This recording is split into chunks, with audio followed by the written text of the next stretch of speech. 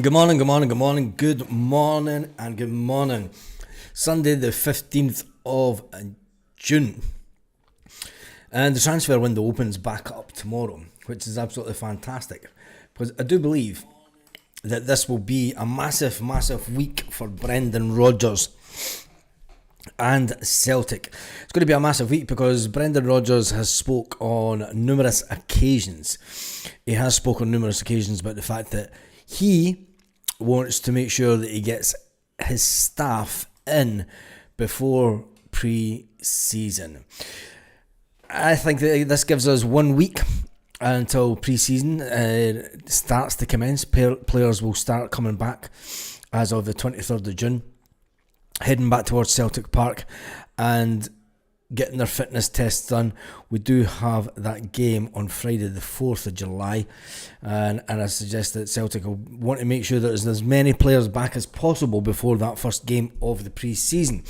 And Brendan Rodgers knows that they've got there's a lot of medical stuff and testing that Celtic and any team likes to do with their players after pre-season.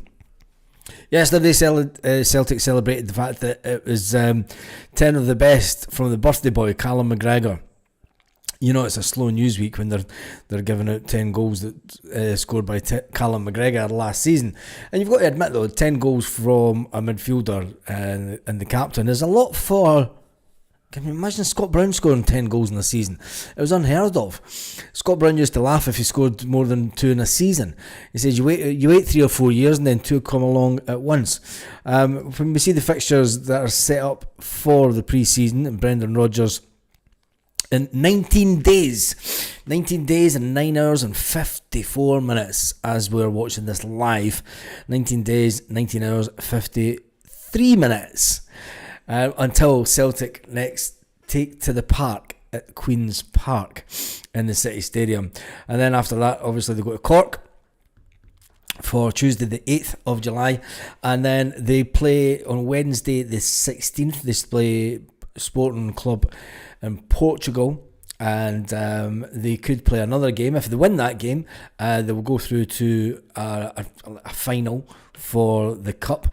And then they come back to Celtic Park to play in an Adidas Cup against Newcastle on the 19th of July. And then Ajax on the 24th of July. Ajax on the 24th of July. That'll be an interesting one. No, that's the one in Italy. So there's the Ajax game. The Sporting game takes care of itself. So apologies. It's early. It's a Sunday morning. Gives a break. It's fiesta time here as well, so it's like party just all weekend. It's just like 12-hour street parties for free. But anyway, they take on Ajax, and if they win the game against Ajax in that game on the 24th of July, they then go on to play another game in the final of the tournament. The Sporting one is just, that's at the training camp in Portugal. That is at the training camp in Portugal. So, with Benjamin, Calf says it was a good return from Calmac last season. We'd like to see him further up the pitch, getting someone more physical and to play defensive midfield. Calves, who would you then drop from the team? Would you drop Rio Hatate? Would you drop Arne Engels? Because you're going to have to drop one of those two players to allow him to play further up the park. So it's just an interesting question. If you'd like to come back to me, anybody else wants to reply to that? I mean, PSG versus Madrid tonight, if anyone's interested. Yeah, what time's it on? It's about 3 o'clock in the morning or something, isn't it? I'm not staying up to watch that. I see that some people were complaining about the price of tickets for that competition. The invited only competition. Makes you wonder how... I mean, I know that there's a lot of money involved in sponsorship and going to a tournament like that in America during the summer. But when it comes to the season, and it comes to the length of the season, Calf says Engels, you drop Arne Engels from the team. Do you think that...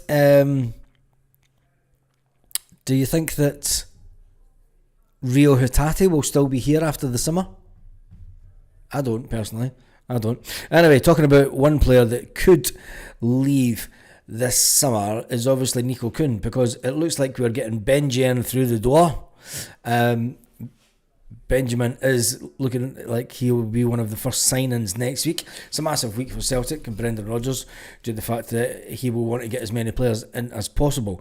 With the winger coming in, there's multiple reports coming from Sweden saying that he's on the brink of signing this new deal at Celtic. He only had 6 months to remain on his current contract. It's a nice time that Celtic would tend to get the player. And he's put it down to joining Celtic so they can obviously play in the Champions League. He can play in a number of positions. He can play as a number 10 behind the main striker. He can play on the left and the right, which makes you think, is Nico Kuhn the one that's going to be the paperweight and sold for big money this summer? I do expect at least one of our players to go for 20 to 25 million, and it looks like Nico Kuhn could be that player. And you think back to just some of the things that he did during the season, especially the one where he scored the goal at Celtic Park, and then after he scored the goal, he just did this to the fans. Didn't smile, didn't celebrate, just did this to the fans. Talk all you want, I'll do my talking on the pitch type thing. And it does make you think, is that the tends to be the mentality of a player that's thinking about moving on, although he'll come out in public and say personally that he's not thinking of moving on. But when it comes to it, I think that just the way that his social media has kind of been going as well, it kind of means that the writing's on the wall. But you never know. It's Celtic, it's football, and we'll wait and see. The big one, I think, is when we play Newcastle, because Newcastle are obviously the team that have been looking at Nico Kuhn, have had a long-term interest in Nico Kuhn, and it'll be interesting come that game Saturday the 19th of July, if Nico Kuhn does play that game and he does exceptionally well, will they just make the offer there and then? It has happened before at Celtic, so we just need to wait and see. Anyway, another transfer speculation. Obviously, the deal to bring in the young kid from, was it Morton or something? The Morton youngster. Well, it looks like that's going to go ahead, but that's to join the academy. And then we'll see if Ross Dohan comes in next week, and then there is the young player that's coming in from Fulham. We'll see if he comes in next week as well, because we do need a number of players in just to make the squad better. Anyway, with that being said, let's jump into the fee for the winger is less than 2 million. It's because he's only got 6 months left on his contract, and I think he was only rated at around about 5 million anyway, Sean. So I mean, it's a good piece of business, and it is the kind of money that Celtic look to spend. I think that the 9, 10, 11 million pound players, I think Celtic are getting a bit jittery, and that's one of the reasons that they're not going to go for the Brøndby striker, because I think that they've, as much as you can bring in a player like Matt O'Reilly, and we got lucky with the Matt O'Reilly deal. We got extremely lucky, because if he had stayed at Fulham instead of leaving Fulham at the end of his contract, been without a club, and then going to MK Dons, and his agent saying the first deal for 1.5 million that comes in, he goes. It was very clever by his agent and very clever by Matt O'Reilly himself. It's very rare that type of deal happens in football. If he had stayed at Fulham, we would have had to pay around about 6 million to get Matt O'Reilly. Without a doubt, you'd been on the same kind of money as what we paid for Jota, as what we paid for Paulo Bernardo, for what we paid for Cameron Carter-Vickers. We would have had to pay roughly around about 6 million for Matt O'Reilly, in my opinion. It then goes to say, if we can bring more players in at the 2, 3, 4, 5, 6 million and punt them on for the 20 million plus, it still makes good business sense. But what we want to see as fans, we want to see real progression in the Champions League. Not only just being able to hold our own in the Champions League and not just scraping through in the top of the league at 24. I think this year getting the qualifier out the way, getting the team and getting the players in way before the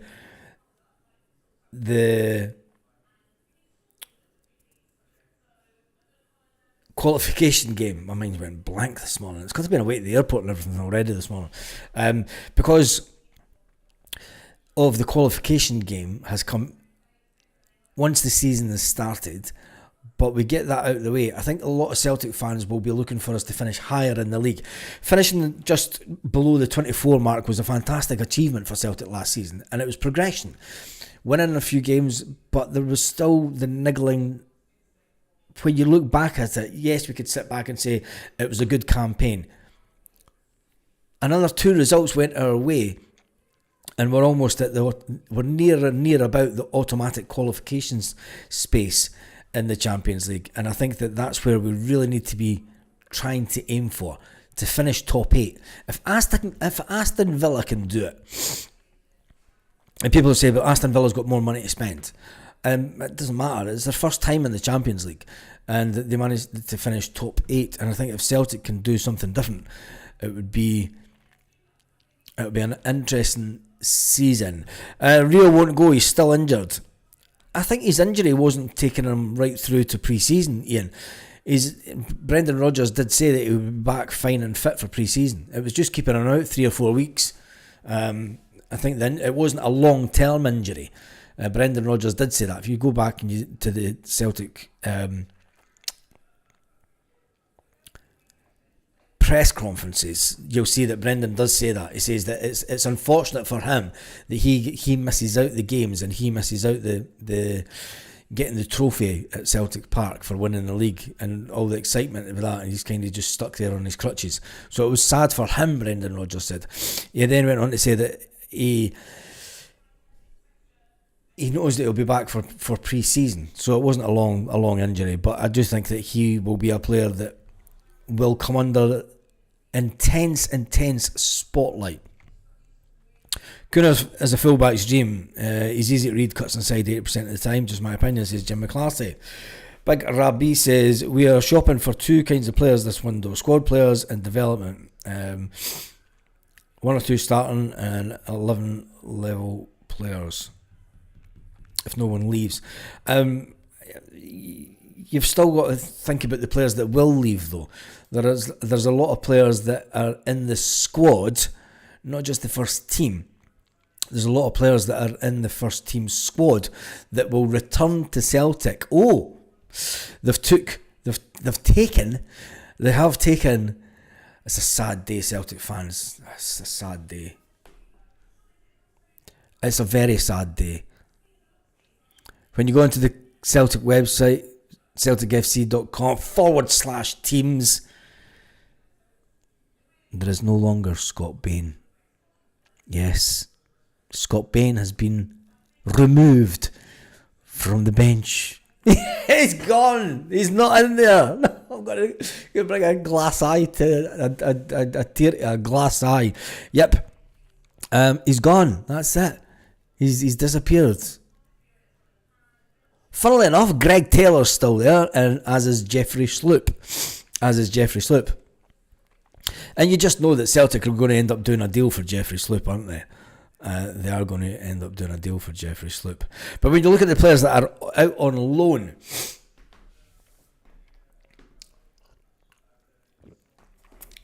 this is what gives Celtic fans the fear. When you look at the players that are out on loan, Gustav Lagerbielke, Stephen Welsh, Kuhn, Lewis Palmer, and Marco Tellio. The man, Mad Marco Tellio. Could he be the winger that comes back and shows a big, massive improvement at Celtic? Will Gustav Lagerbielke get his dream move to another club after the team that he was been with, FC20, decided not to take up the £3 million option to buy? Lewis Palmer went to Olympiacos and they decided not to take up the option to buy for £3.5 million. When it comes to Kuhn, he is on loan until, it says the end of June, until the transfer window opens again, which is Monday. So it'll be interesting to see if Kuhn gets a move somewhere. I don't know if Hibernian are going to come back in and say, much would it cost for us to buy him. I think he did quite well there. And then you've got Odomon, who's out on loan until December this year. And then there's an abundance of younger players who were out on loan at teams also. Matthew Anderson, Ben Summers, Adam Montgomery, young Toby, young Lenny, and young Adam Montgomery. Did I say Adam Montgomery? I don't think so. But anyway, when you look at those amount of players, I mean, even from the first team that are out on loan, so you've got Louis Palmer, Quan, Stephen Welsh, Marco Tilio, Gustav Lagerbielke. Those are 5 players that are coming back at the end of this month when pre-season starts.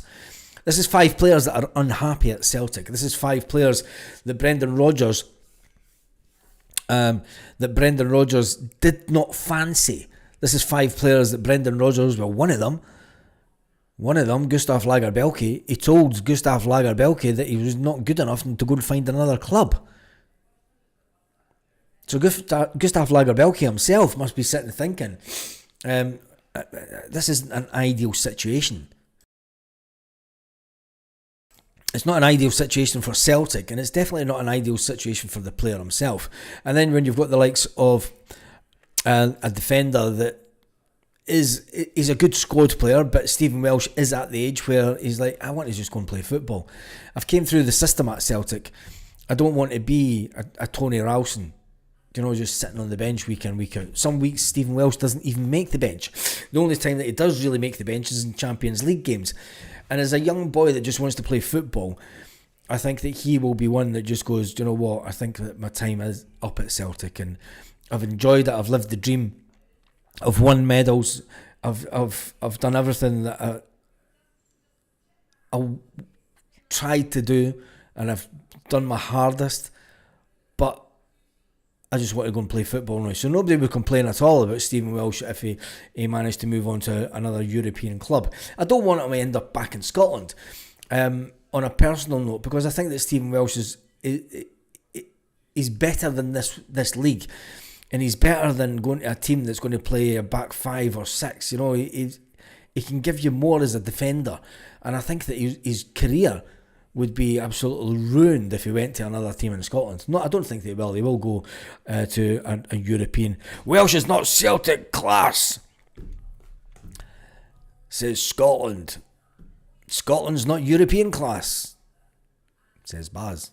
Am I a bad person of saying I've no idea who Andy Irvine is? What the fuck is he playing for?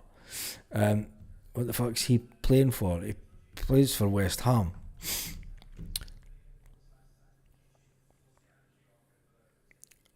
No idea about that mob across the road. I have no idea. I better actually message my old man. I've not done that yet.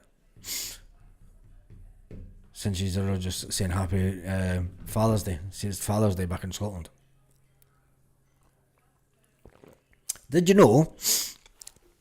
Here's a trivia question for you. Did you know here in Spain, Father's Day is a national holiday?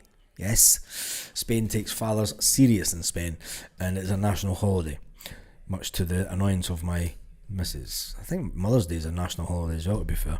Jack Hendry, everyone said the same. How much was his big... Exactly. Big Grab B, you're right, Jack Hendry's one that we brought from Dundee. We paid pittance for Jack Hendry to come from Dundee to Celtic. He looked as if he could do the business. He had some players that were in front of him that were better. He didn't really get his chance, and then he was sold relatively cheap, I thought, at the time. And he went on for some big moves. Some big moves. So it just shows you that sometimes, as Celtic fans, I mean, who do you class as a good defender? I mean, who was it that said he's not Celtic class? Who is Celtic class that we have as a defender at the moment? I mean, obviously you're going to go with Cameron Carter-Vickers all day long. He's Celtic class. Is Well, Alistair Johnson, he's Celtic class. Greg Taylor, he's gone. He's out the building. Liam Scales, is he Celtic class? Is he up there with some of the best defenders that we've had over the time? Austin Trusty, you could say the same about him. Jeffrey Sloop, how that man managed to get 60 grand a week anywhere is one of the most weird things about football. A player of Jeffrey Sloop's standard and the pay grade that he's on just doesn't seem to match somewhere in my eyes. And then you look at big Mark Norowski, who we paid over 4 million for, 4.3 million. I would actually say that he's nearer Cameron Carter-Vickers class than anybody else that we've had in the defence. And then you've got Tony Ralston, who came through the system. If you're saying that Stephen Welsh isn't Celtic class, well, Tony Ralston has to be, because Tony Ralston's a full-blooded international who gets picked for Scotland every single international game. But he's not Celtic first choice, and he's not really Celtic first choice class, is he? So I think as fans, I sometimes find that I get a bit of amusement about it, about what we see as Celtic class and what we don't see as Celtic class. Because let's face it, we've just taken in £5 million from a player that I couldn't understand how Celtic managed to get 10 million for him. And Jeremy Frimpong. He was an academy reject at Man City. We got him for 300 grand. It was absolutely bonkers that we went to sell him for 10 million. And at the time I'm thinking, how the have we just got 10 million for a player that's just oh my days? Is he still saying that? And he's went to go on to be one of the best fullbacks in European football, and just sold for over 30 odd million. So what is Celtic class? Because a lot of people would say back then, Frimpong's not Celtic class. Do you know what I mean? Frimpong was great, we loved him. Yeah, it's all a matter about perspective. And talking about perspective, I asked that some of you usually like this one, because I know a lot of you like talking about the Sevconians. So I was on Twitter yesterday, I think it was, and I see that everyone's asking AI questions. This Grok asking Grok on Twitter. So I asked Grok a question. I did ask Grok, are Rangers Football Club the same club, or did they die in 2012? The AI response: Rangers FC faced liquidation in 2012, with its original company dissolved and a new one formed, making it a legal new entity. It started off in Scotland's fourth tier, again, a sign of a new club. However, UEFA recognised its historical records that they bought. Charles Green admitted to buying the titles. He says it kept the same name, kept the same colours, kept the same stadium, suggesting sporting and cultural continuity. The same bigoted fans up to their knees in Fenian blood. Fans debate fiercely. Some, especially rivals, say the club died and Rangers died, which they did. In a legal term, they died. Others, including Rangers supporters, see as it is the same club with a strong continued identity and bigotry. The AI then goes on to say the truth lies in perspective, which is kind of fine, because that's what we've been talking about, is perspective, and perspective of fans, perspective of players. Brown Warrior says Celtic class to me is someone who can perform consistently over an extended period of time. James Forrest, Scott Brown, McGregor, perform at a high level. But that means that Cameron Carter-Vickers isn't Celtic class because of his injury record. But then again, you look at James Forrest has had injuries, not as consistent as maybe what Cameron Carter-Vickers has. Callum McGregor has been pretty injury free throughout his career. Scott Brown, I remember fans saying Larsson wasn't second class for his first couple of games. How did that turn out? Yep. And could you imagine if social media had been around when Henrik Larsson lost that goal? With that wee skinny dreadlocked player gives the ball away to Chuck Charlie, and then the rest is history. And could you imagine social media then, if there was such a thing? God, it'd be bonkers, wouldn't it?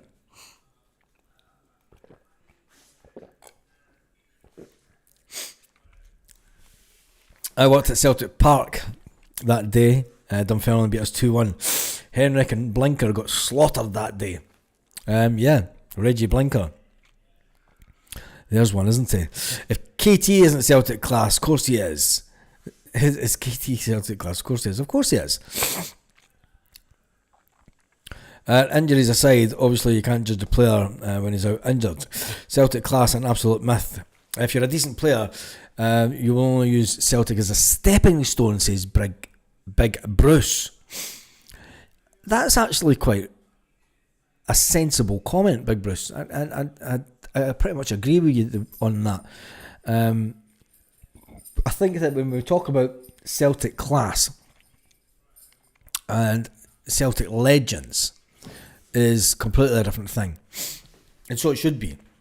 Because a Celtic legend is a player that has went over and above his pay grade on a continual basis and either performed extremely well for the club over a maintained period of time, or a player that's came through the system and stuck to the club through thick and thin. There's been more, not so much of the thin or unsuccessful times as a Celtic fan in this. And I think that's, talking about perspective again, it is all about mindsets and eras, because I think that we're in an era of, obviously with social media and everybody having instant access to opinions, and opinions can be very narrative. And do you know, if you're in the camp of you love a player, and especially with the likes of Twitter, if you're in a camp where you love a player, all you're going to see is posts about the fact that you love that player. If you're in the camp, we'll take Callum McGregor for example. During the previous season, there was a period where a lot of people were saying, get Callum McGregor dropped, he's pish, he's absolute garbage. And you would see that on their timeline. You would see people agreeing with it. And you would see people agreeing with them, and they were all of the same thinking. But then you would see another person saying, fucking idiot, saying that Callum McGregor's pish. He's one of the best players we've got. He is one of the best players at Celtic. And then you would see their timeline full of people with the same thought and the same narrative. So I think that social media does kind of bring in the best and the worst out in people. But it is all about, do we put down perspective into the here and now, or can we look back? I don't know. Don't know where this conversation's going. Greg Taylor has been a great Celtic class. What a record he has at Celtic. Yeah, you could say that. He was shite his first season, as are many players. Many players come to Celtic in the first season, they're absolute garbage. But luckily for him, he managed to get a manager called Ange Postecoglou to come in and turn his career around, which to be said happened to Scott Brown. There was a lot of Celtic fans said when Brendan Rodgers came into Celtic, and this is all about perspective again, there was a lot of Celtic fans said, Brownie's done, his legs are gone. It's fact. He's not the player he was. He'll never be in the team under Brendan Rodgers. How did that turn out? And we forget about that side of the perspective. You know, we're talking about legends, and Scott Brown was commented on as being Celtic class and a legend, but he wasn't at one time. He went through that period of his Celtic career where people didn't fancy him at Celtic, where a big part of the support, the most vocal part, because it's always the most vocal people that get heard and like to have their opinion and everything. And some of us just come on YouTube and just talk to everyone else that has that. And it's mental to think that Bruni went through that period with himself at Celtic that he was not seen as potential Celtic class. He was not seen as being able to go forward, and he ended up going and doing 9 in a row with Celtic and stating his place in history. He'll always be the captain that won 9 in a row for the second time. Nobody can take that away from him. That was the only mistake the King of Kings made. That was the only mistake the King of Kings made. I don't think that the King of Kings made many mistakes in his career.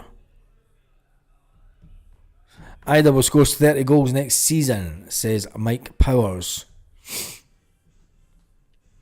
Jim F says, Ryan, agree, Kuhn is 100% moody. Kuhn's not happy unless the fans love Jota more than him. And is it really that? Ryan says, Kuhn needs to leave. He hates being here and his attitude is rank. His attitude's rank. The tactics last season done McGregor no favours. It did Kyogo come out with still performance. The tactics last season done McGregor no favours. But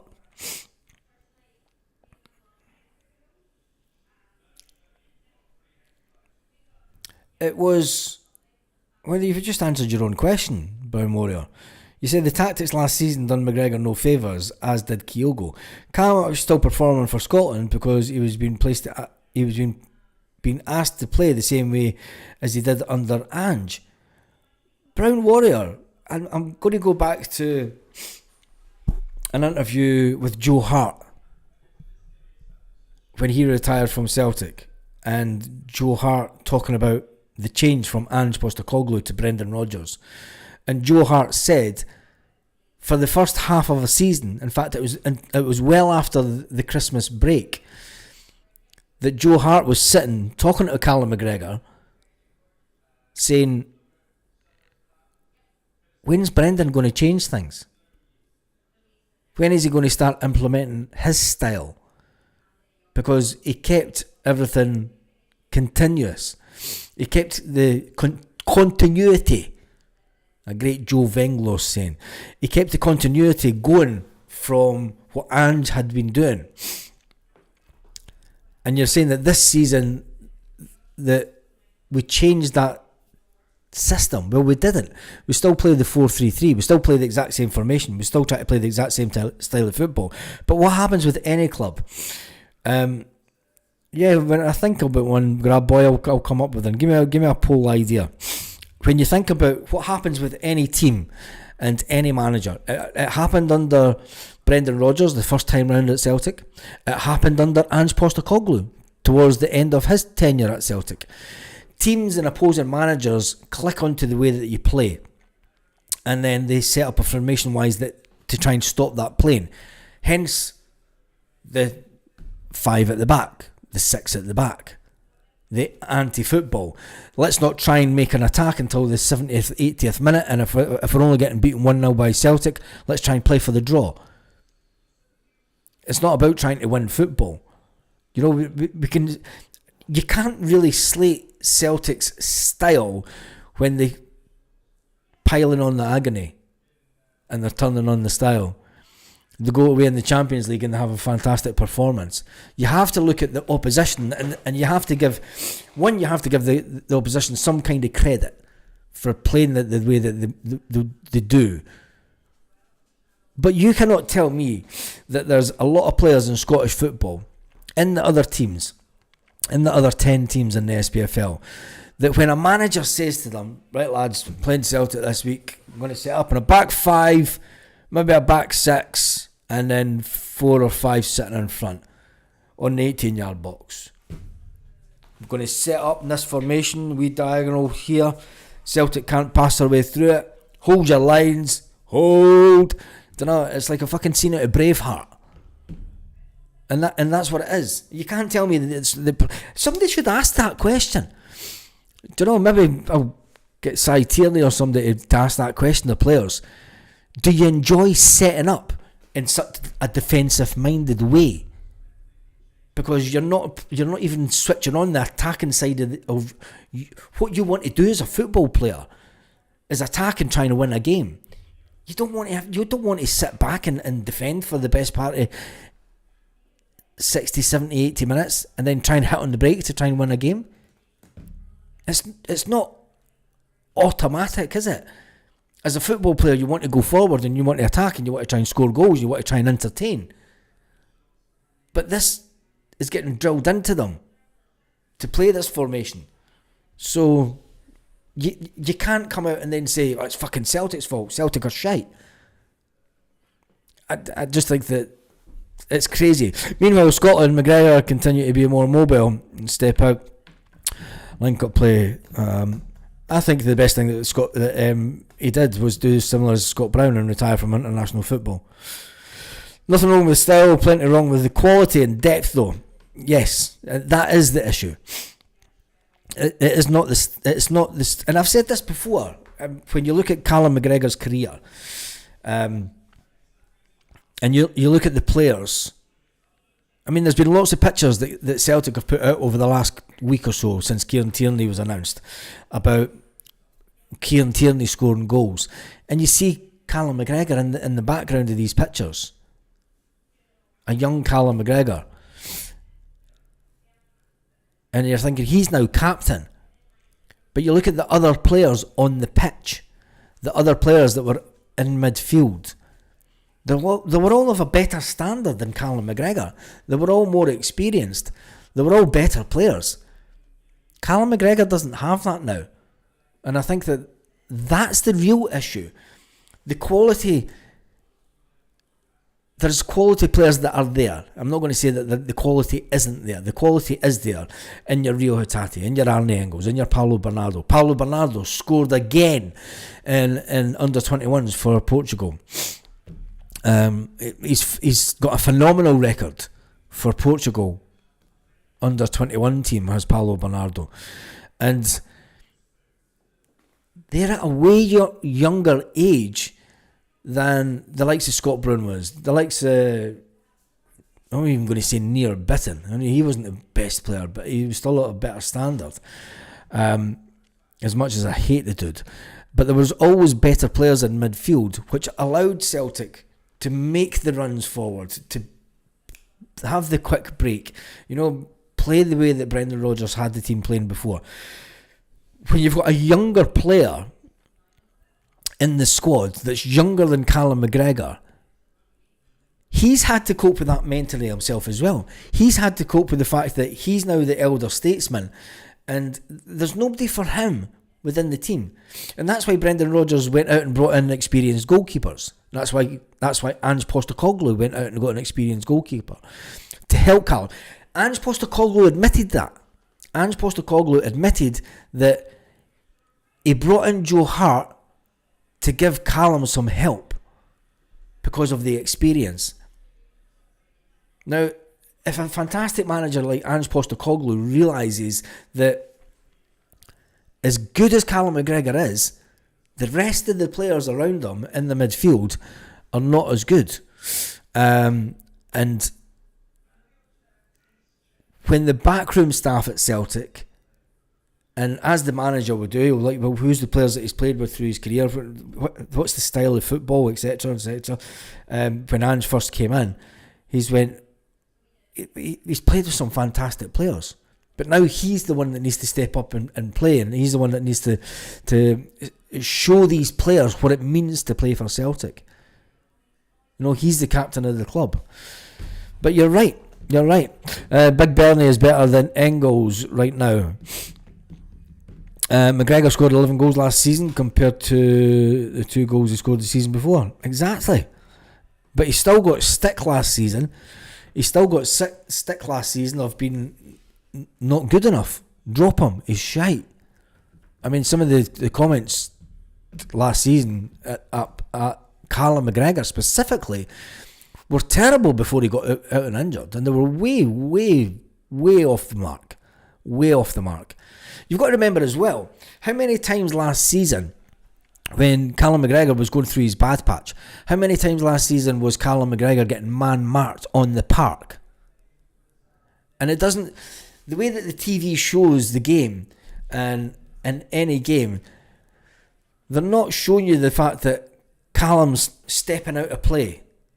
It looks like he's trying not to get involved. But it's clever what he's doing, because he's taking that man marker away out of position, which then allows Rio Hatate and Arne Engels to move positions in field. But the way that the fans see it, the armchair fans see it on the television, is the fucking McGregor's not been seen the whole game. But he's got somebody right there on his shoulder, walking about every single move that he does. Man mark Callum McGregor out the game and you stop Celtic playing. Brendan Rodgers even admitted that. He says that once we figured out what teams were doing, that they were man marking Calmac, we had to then think and adjust formations and tactics within a game. And then it made us look as if we were doing it even worse, because then what happens is we start passing from side to side, because you've not got that playmaker in the middle of the field that sits on the angle, the love angle, and passes the ball out wide and controls the game, because he's having to go from the position that he sits in here to away out onto the wing to just take the man marker away out of the game. So it's actually pretty intelligent by Callum that he does that, and he knows that he's taking a man. He's not only he's getting man marked at the team, but his disruption. It's the disruption of the defensive and attack formation of the other team. So when you look at it, it has a twofold effect, because they would have tactics of saying, right, if you man mark Callum McGregor, you stop him getting the ball, you get the ball quick, and then you pass it to him on the left. And then they've got a trained formation, that attack formation that they're going to then try and do. But if Callum knows that that's what he's trying to do, and he knows that this player likes to get the ball when he likes to pass it to this guy on the left, well, I'm going to drag him out to the right, so that if I do lose the ball, he's then on the right, and he's then out of position, and he's not able to get to the player that he wants to, that's on the other side of the pitch. So you've got to actually think about what's actually being deployed by the managers and the mindset of Callum McGregor. So yeah, it's an interesting one. Pablo Bernardo maybe number 6, punt Callum into an attacking 8, or even bench him as a number 10. Too risky. Callum does not have the legs for attacking anymore. Everyone said that about Scott Brown at 32. Everyone said that about Scott Brown at 32. Most Celtic fans want to see Callum in a more attacking role, but is a good tactical reason why that hasn't happened. Exactly. People said about Scott Brown, he was better when he was a box-to-box defender. He was an attacking midfield player. Look at the way that Scott Brown could read the game. Scott Brown was always two moves ahead of anybody.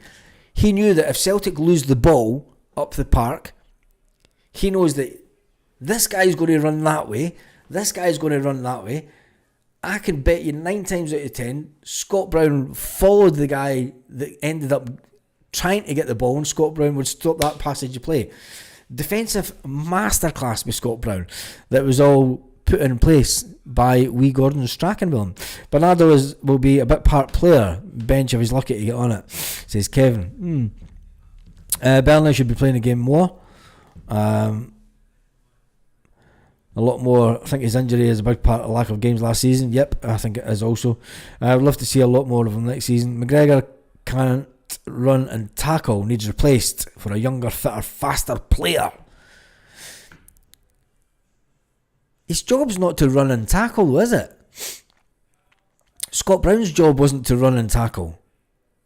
It's about controlling the game from the midfield. It's about understanding players on the pitch, making sure that players are moving into position. As captain of the club, you're the go-between between the manager and the players on the pitch.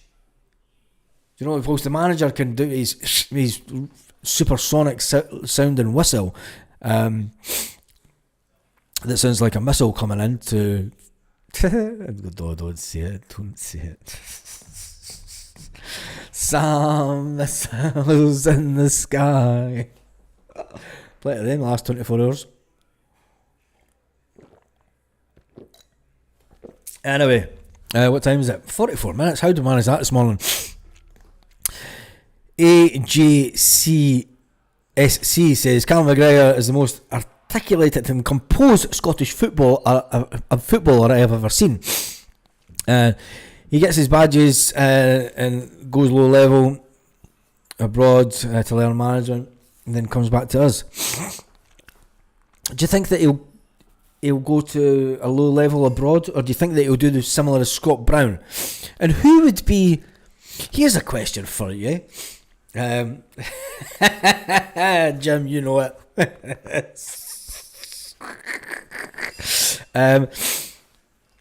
Since Scott Brown hung up his boots and took on football management and went into football management with his best mate, who was a Hibernian player, as Scott was in their younger days, but he took a different path and went to play for Rangers. And even though Whittaker was pish, they remained best of friends. And Scott always wanted him to be his number 2 when Scott went into management. It shows you how confident Scott Brown was a player, even when he was a younger player.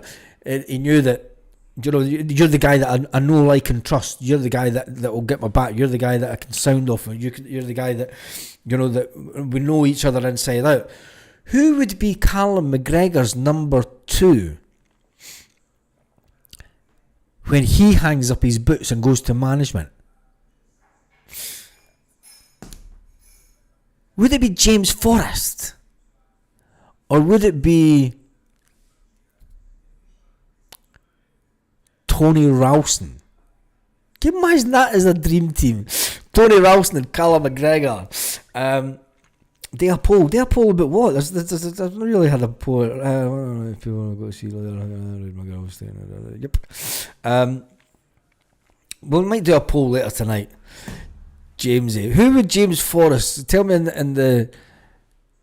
Do you think it would be James Forrest? He's not as talkative as James Forrest, is he? Maybe he could be. It's interesting. That's interesting. Anyway, let me just do a quick update. 5 wingers strongly linked with Celtic. I think there's been more than 5. Greg Taylor, it's still up in the air where Greg Taylor's going. He looked as if he was going to go to Greece, and now he might be going to Copenhagen, and now he might be going to England. What a shambles of a summer you're having, mate. And Darnold, he's been talking about leaving the club that he loves to go to Swansea. You can tell it's on a slow news day, can't you? Anyway, hopefully that all changes tomorrow. Definitely James Forrest. How time flies when you're enjoying yourself. It does that, Spacey. It does that. McGregor's job is to compose the symphony. Without him, nothing showed when he wasn't playing. Yeah, it showed when he wasn't playing, Richard. Yeah, you're right. Kieran Tierney? Oh. Kieran, I think that... I don't know what the future would be for Kieran Tierney, because I don't see... I think Kieran Tierney's more pundit material.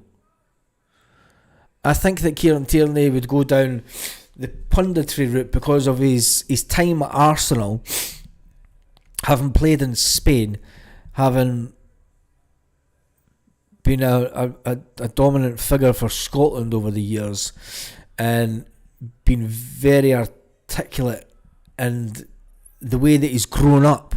I think that Kieran Tierney would potentially go down that kind of route. It's just I see Tierney as more a TV pundit, like Sutton. Kenny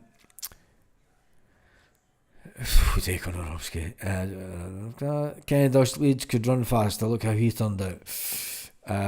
Yeah. Who cares about Greg Taylor? Could care less, said Paul. Exactly. Brown and McGregor would be a great dream team. Because I think Callum will go out and do his own thing. Anyway, that's me done and dusted for this morning. There's been over 1,250 people on the live this morning. Not bad for a Sunday when it's Father's Day. I need to get off here and go and say good happy Father's Day to my old man, because it's Father's Day back in Scotland. Anyway, if there's anything that happens today, I'm sure we'll jump on live. If not, we'll be back tomorrow morning, 9 a.m. Celtic part time. Make sure you're there, or just watch it back later. Anyway, have a fantastic day, Celtic fans, especially you. Yep, cheers for watching up until the whole 50 minutes of this video. Anyway, have a fantastic day, Celtic fans, wherever you are. A massive week for Brendan Rodgers. Let's hope he gets all the